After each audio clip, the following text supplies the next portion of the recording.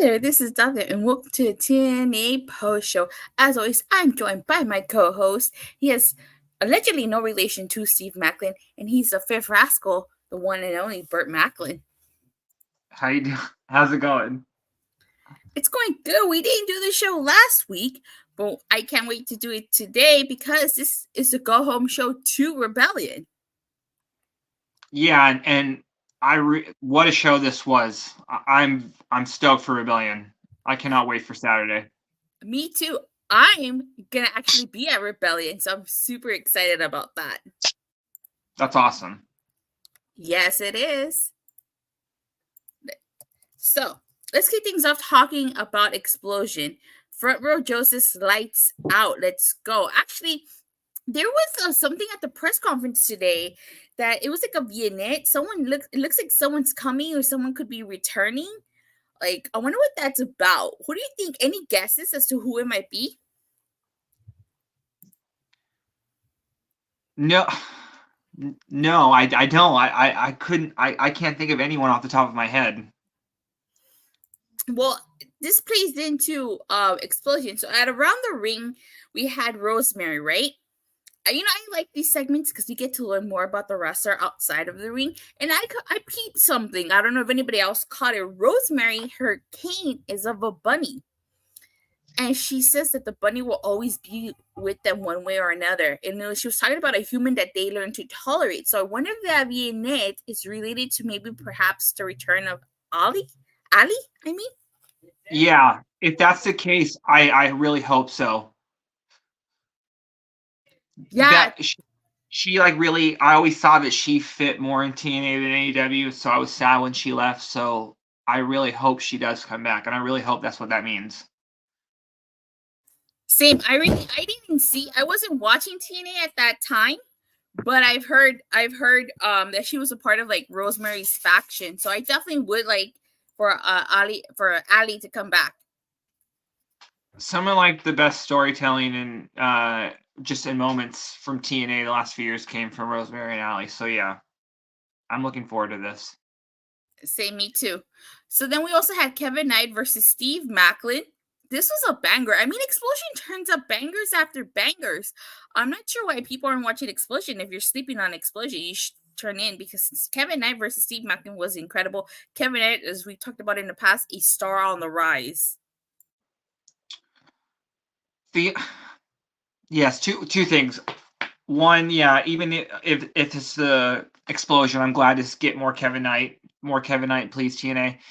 But secondly, I'm still not liking this format of Explosion. This week it was 2 classic matches, then Around the Ring, and then the match. At least you can fast forward it opposed to live TV, but still, I'd rather just make the show Around the Ring in one match if that's what they're going to do, because simply for the fact that you have the network to watch those matches. I agree. I miss a 2-match format on Explosion. I don't know why they stopped doing it. Yeah, I don't know either. But we'll see. Hopefully they go back to the 2-match format soon. All right, so tonight's show kicked off with Hammerstone versus Guido.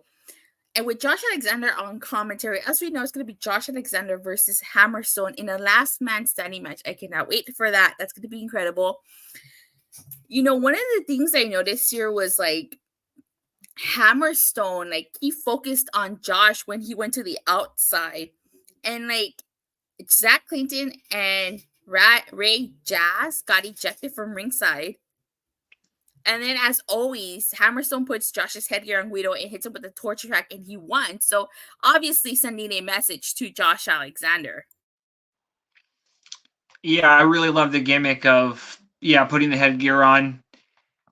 I also love that he uses the torture rack just because outside of Lex Luger, I can't remember of anybody else using that finisher.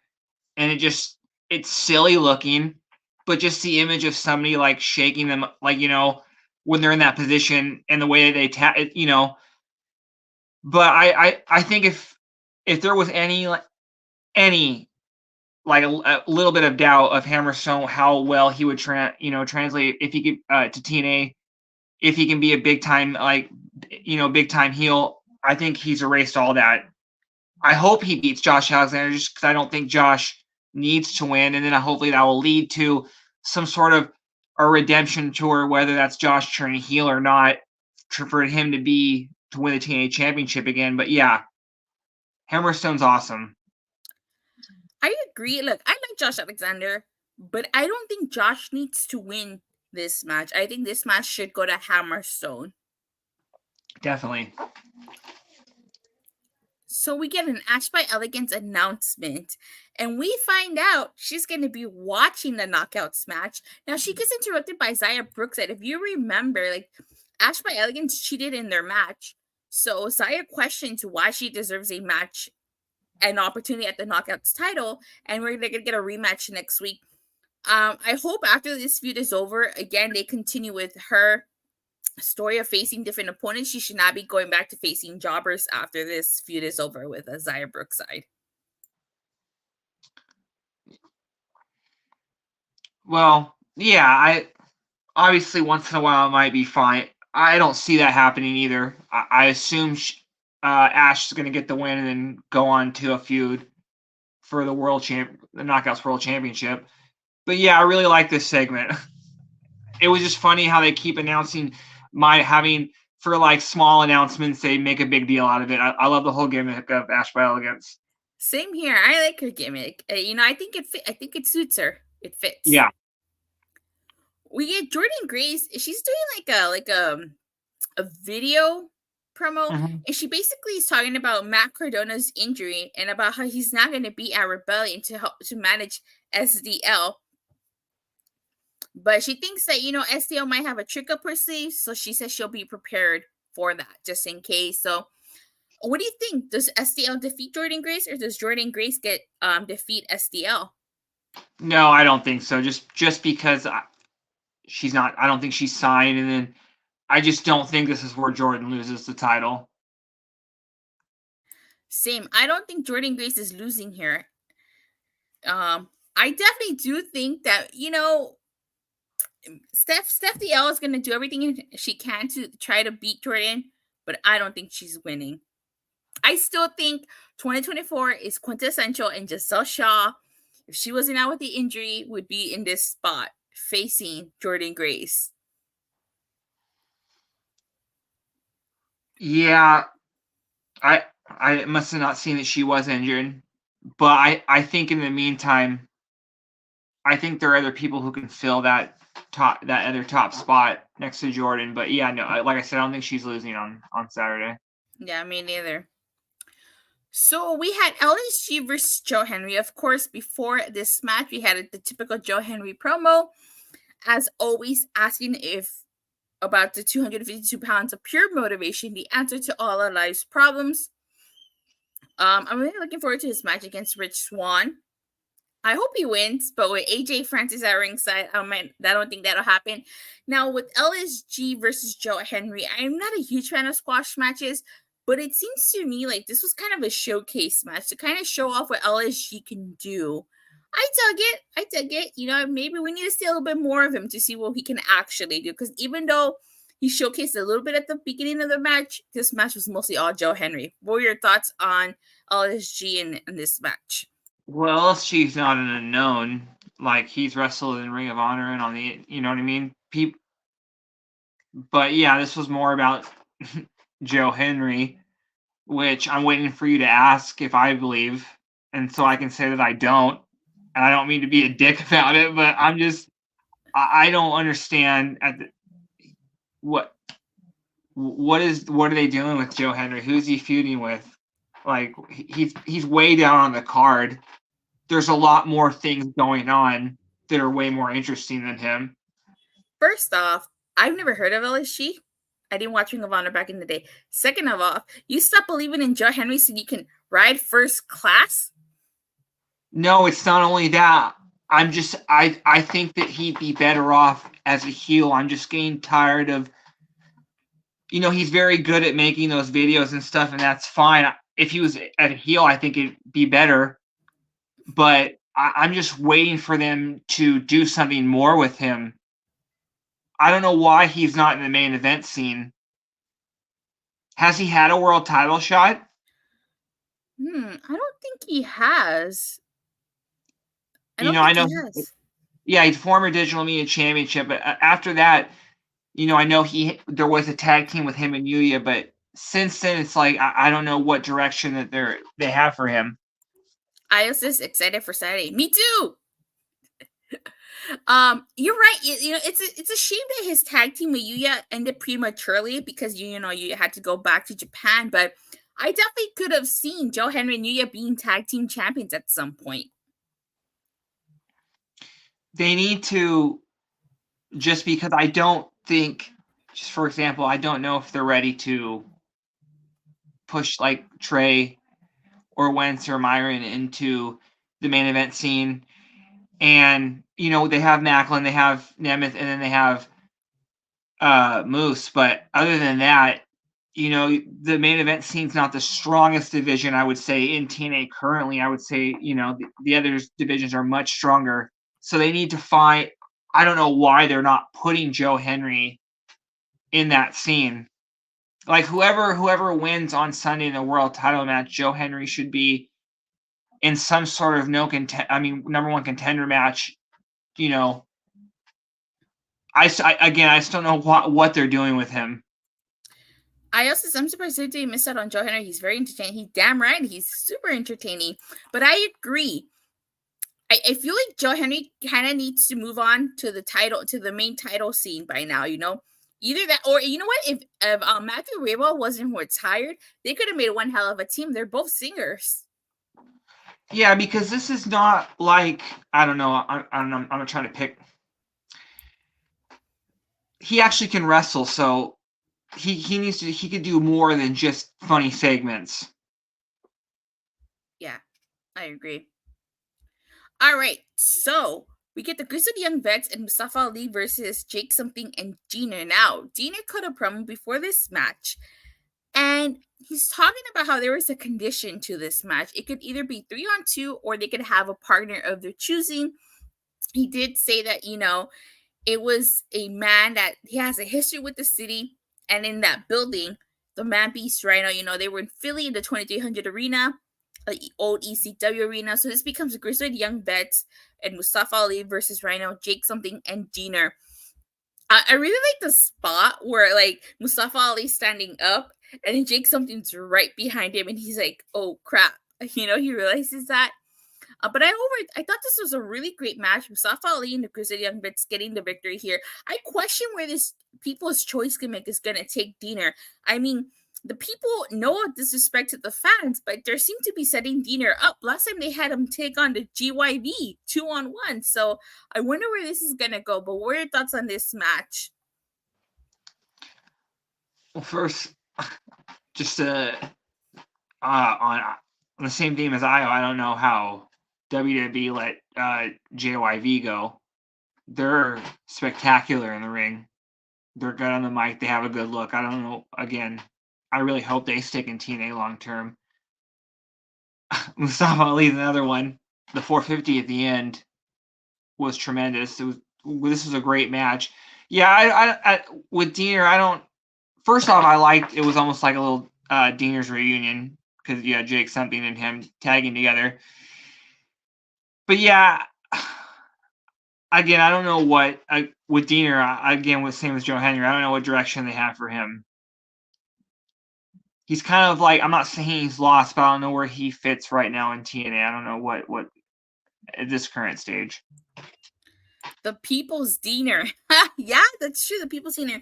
Like I said, I wonder if it'll ultimately make him go back to being a heel because, the people, he could say the people screwed him over. So we have to wait and see how this gimmick plays out. But again, very curious. So Steve Macklin cuts a promo, and he's talking about how Hard to Kill was at the Pumps and how he got the first victory of the new era, which is true. He was. His match was first, so he got the first victory. Now he talks about how he's been stacking bodies, mentions Kevin Knight, Chris Sabin, and that he will make his presence felt at Rebellion despite what the marquee says. Tag him, bag him, and mayhem fall. Now I'm very surprised Steve Macklin's not on the card. I was expecting him to be on the card, but he's not. I honestly think he's going to cost Nick Nemeth this match. well, when we talk, let me just say, because we're going to talk predictions. I actually hope that Nemeth wins because I want Steve Macklin to end up taking the title off of him. Just listening to this promo, Steve Macklin is really good. This promo is really good. You know, he can go in the ring. So I hope, because I don't want to see, you know, like a interference finish. So I hope he doesn't cost Nemeth the match. I hope Nemeth wins, and then we see Steve Macklin and him down the line in a world title match. Look, I like Nemeth, but I don't want Moose to lose. I don't want Moose to lose again at Rebellion. The last time he was champion, he lost to Josh Alexander at Rebellion. You know, at least maybe I would be okay if he holds on to it till like maybe until Against All Odds or something. I just feel like it's too soon. Like he just won the title at Hard to Kill. You know? Yeah, I understand that. All right. We get an Eric Young segment, and he's talking about the sickness and about how Frankie needs to be handled, and that sometimes violence makes you see the real truth. And he's going to baptize Frankie in the holy waters of change. So very interesting segment with Eric Young. Seems like he's going to bring back his old Violent by Design persona. What do you think? What did you think of this? Yeah, the whole thing didn't make any sense because they were heels, and this kind of felt like a heel. You know what I mean? So I don't see Kazarian turning face because Kazarian's actually. I really like this heel run that he's on. It's getting better. So yeah, I don't know what's going. I really didn't know what to make of this promo. Yeah, I mean, I thought it was like, you know, like it's trying to bring back Violent by Design because, like I said, you know, they were heels. They, like you said, they were heels. So, you know, maybe he's just trying to bring back that sickness that was in him. Mm-hmm. Right. We get Jody Thread versus Rosemary. It's going to be DK versus Spitfire at Rebellion for those Knockouts tag titles. Rosemary won here, and she got the upper hand, so they got momentum going into Rebellion. You know, I'm not a big fan of the tag champions losing singles non-title matches. Let me see. If it was me, Tracy Brooks interfering, we get King Cass, Queen Tracy. Oh, okay, good idea. So I hope Spitfire retains. I don't want to see the Knockouts tag titles be a hot potato between the only 3 teams that this division has. I don't see them losing, but yeah, I know. As soon as this happened, I was like, I know she's going to be upset. Yeah, I am upset, but you know, I just want Spitfire to retain. They just beat MK Ultra. They should not be losing the titles as quickly. I get it. There's not enough teams, but we don't need a hot potato of the titles either. Yeah. We get a Jonathan Gresham vignette, and it ends with him sitting on the bench and another man next to him wearing that octopus mask. So I'm very intrigued where this gimmick is going with Jonathan Gresham. What about you? Why this promo is a little bit of the same as Eric Young's? I'm much more interested in this one just because I miss Gresham on TV, and I'm interested to see where they're going with this. Me too. I'm very interested. I wonder if they're going to reference the fact that he was teaming with Speedball and Mike Bailey for a bit. Maybe. Yeah. So we get the World Tag Team title matches to system in the form of Eddie Edwards and Brian Myers versus Motor City Machine Guns. This was the Motor City Machine Guns last match in TNA, so this was their send-off. This was a terrific match. They put over Brian Myers and Eddie Edwards. A couple of things. Eddie Edwards got the most of the beating here. It seems like he kept getting targeted by the Motor City Machine Guns. You know, Liz tried to get involved. Alex Shelley showed he didn't give a damn. Like, he grabbed him by the hair a couple times there. But yeah, the system win. Why? Because the system works. You know, there was some miscommunication between Sabin and Shelley here during this match. And I feel like if they would have stayed, they would have continued that storyline probably. Well, the MVP of this match, Alicia, she basically interfered at the right times. You know, helped when she like held it when they needed her the most. And so yeah, again, it's really sad seeing the Machine Guns leave, but I don't know what to say. It's not like TNA is in trouble. They have a great roster in place. Future Hall of Famers, Motor City Machine Guns. That's true. I agree. The tag team division is not in the disarray state that it was a couple years ago. I think that they have a strong tag team division, and the tag team division will be okay. But thank you to the Motor City Machine Guns for everything, and I wish them well wherever it is that they go. Well, also, and as a whole, TNA will be okay. It's over 2 decades now. You know what I mean? Talent come and go. It's wrestling. Yeah, so exactly. Talent come and go, and I'm sure the door is always open for them to return if they choose to. All right. So TNA ends with Nick Nemeth in the ring, and he's cutting a promo. Of course, he gets interrupted by the world champion Moose.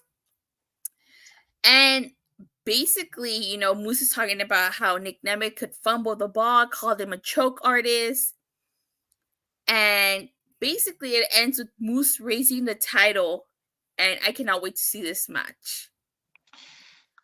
I really like this because while Nick Nemeth, formerly Dolph Ziggler, was successful in WWE, you could always make an argument that he should have been more successful. So them Moose bringing this up in that plane into the storyline, I really like, because again, I didn't like the old days of wrestling when they wouldn't acknowledge people where people used to be. So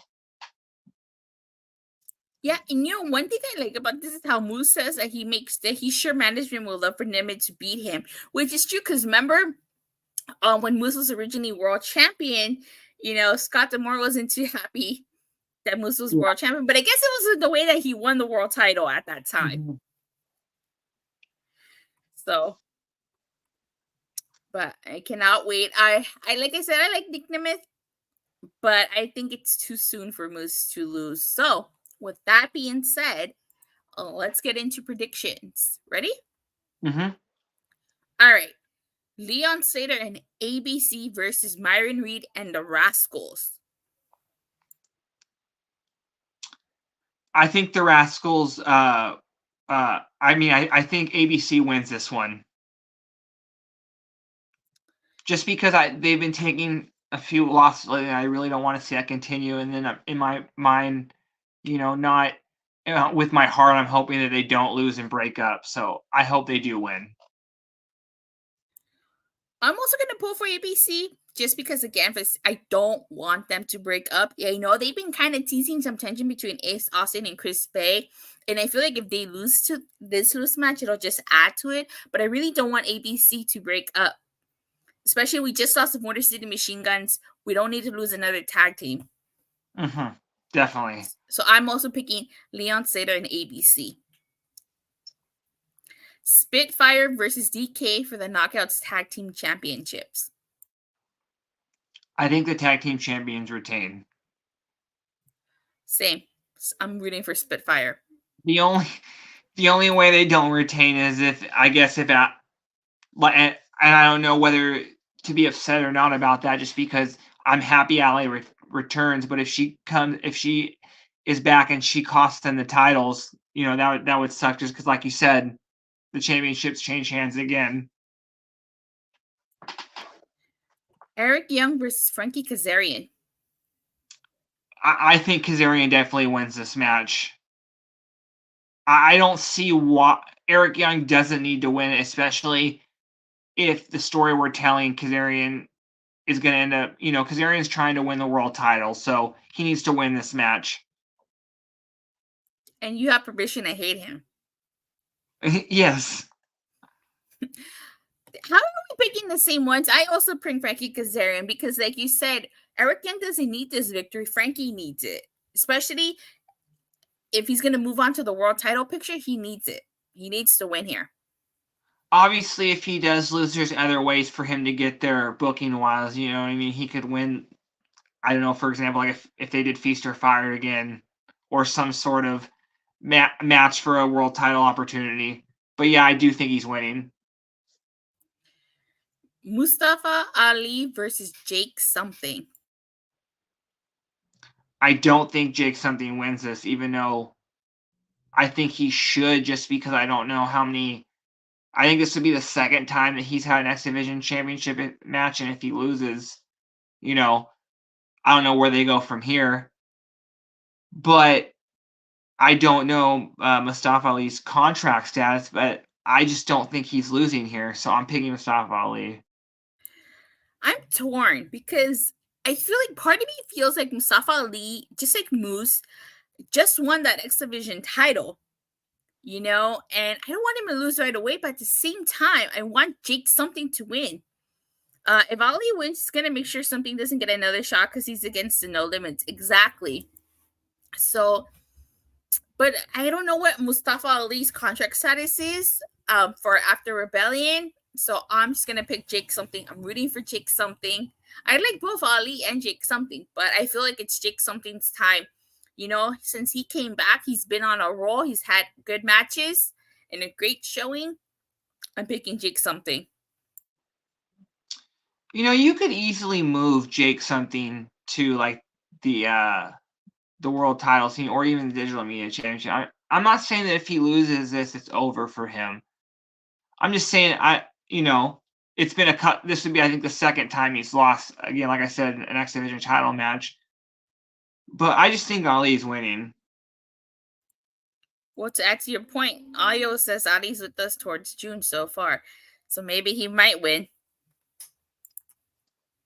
I personally hope. Go ahead. What were you saying? No, you go. I said I'm sticking to my pick. I personally hope Ali sticks around for a little while just so he can cash in for Option C and win the world title. Oh, against all odds is in his hometown of Chicago. Is that where you can cash in at? No, you can cash in whenever. I'm just saying, if he does cash in, he might cash in there. Yeah, I thought you had to do it at a certain time of year. I thought I had to be in Bound for Glory where you cash it in, but no, yeah, that's just me fantasy booking. Joe Henry versus Rich Swann. I'd have to pick Joe Henry. Actually, you know what? No, I like Joe Henry, but I had to pick Rich Swann. I'm gonna change. I'm gonna pick Rich Swann just because I feel like AJ Francis is at ringside, and Rich Swann just turned heel. I say Rich Swann's getting this. Yeah, just because I can't go back to coach, I'm picking Rich Swann in first class to win this. I'm finally gonna fly in first class. I always fly economy. The System versus Speedball Mountain for the tag team titles.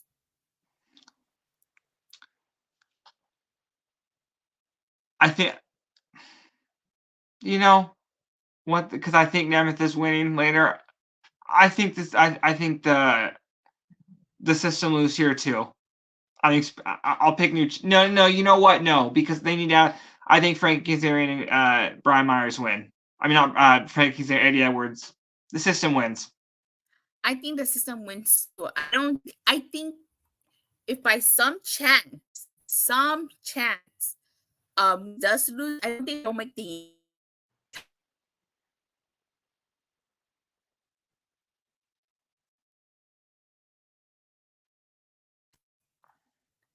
Sorry about my Wi-Fi signal. Jordan Grace versus Steph DeLander. I don't see Jordan Grace losing anytime soon.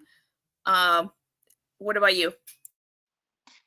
Yeah, I don't see her losing. Yeah, no, I don't see her losing just because I don't think it's time for her to lose, and I don't see Steph DeLander being the one to take the belt off of her. Io says Alicia will get involved as always. That's true. I think that's another reason to why the System would win. Josh Alexander versus Hammerstone. I gotta go with Hammerstone. I don't think Josh Alexander needs to win here.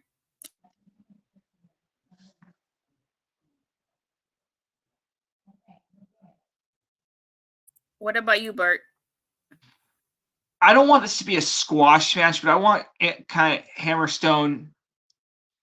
It'd be nice to see a decisive win, where the kind where you see Josh maybe take a few weeks off. You know what I mean? Just to kind of go away from TV a little bit. You know, obviously storyline wise. But yeah, no, I want Hammerstone to get a really like decisive win. The one that people talk about when they're going back and looking over his TNA career. Or Burt's? Were you the Frozen, or was that me? I'm not sure. All right, go ahead. Sorry. Oh no, I was saying I think Hammerstone wins this. I hope he gets a really decisive win, just because I want this to kind of be the win where when they go look back and look on its TNA career, they point to this as one of those wins. Same. Hammerstone is a star, world champion. I don't think Josh needs this. Yeah. Help Steph big, but that's not the case. That's true. And even Jordan Grace says that. Last but certainly not least, Moose versus Nick Nemeth for the TNA World. I still pick Moose. I think it's too early for him to lose the title, but I would understand if they give the title to Nick Nemeth. Yeah, sure. Wait, so, and when did Moose win and what pay-per-view? Oh. When? Hard to Kill. This year in January. Okay, so that would be about like a little over 3 months. Yeah, on one hand, I don't think he would have, because obviously he's be shorter than his first reign, but I just don't see Nemeth losing. I think he's gonna win the world title, but I could also see what you said in Macklin costing him the match, because I don't think they're done with each other. I don't think so either. I also said where it all started, at the Palms. Exactly, at the Palms. All right. You got any last thoughts, opinions before we sign off? It hit me during the show. A good tag team name would be what about Quintessential Elegance? If Ash by Elegance and Giselle Shaw teamed up, doesn't that sound like a good name? It does. It's a little wordy, but it'd be a lot of letters on a shirt, but